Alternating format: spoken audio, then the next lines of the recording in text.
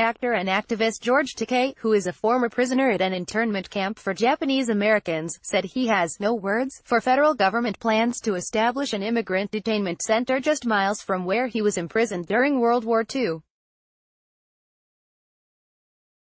Takei said the move is a new low in American history. Takei, who is widely known for his Star Trek role as Hikaru Sulu, as well as his social media presence, responded to reports that officials from the U.S.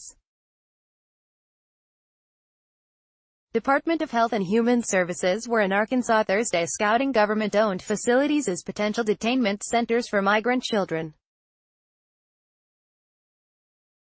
On Friday, Takei tweeted that the site is just 2 miles from the Rower internment camp in Dacia County, where I spent my childhood behind barbed wire. Just heard that they are considering a detainment center for immigrant children just 2 miles from where I spent my childhood behind barbed wire in a camp in Rower, Arkansas.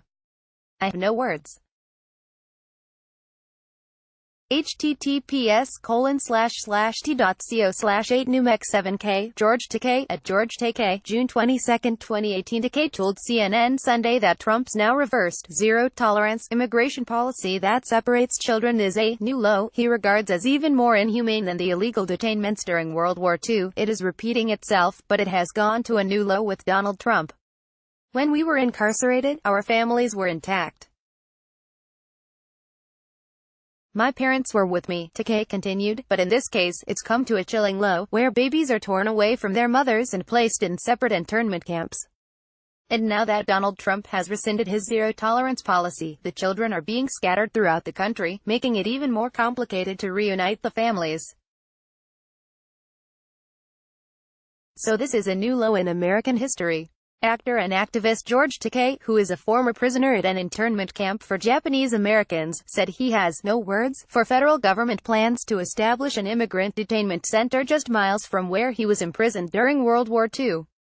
Reuters, Andrew Kelly. Federal officials last week visited Little Rock Air Force Base and an unused federal property in Kelso, Arkansas, as the Health and Human Services Agency determines if the area could house some of the more than 2,000 unaccompanied migrant children being detained in the U.S. Kelso is just miles from the Rower Japanese American detainment camp in which Takei was forced into as a 5-year-old.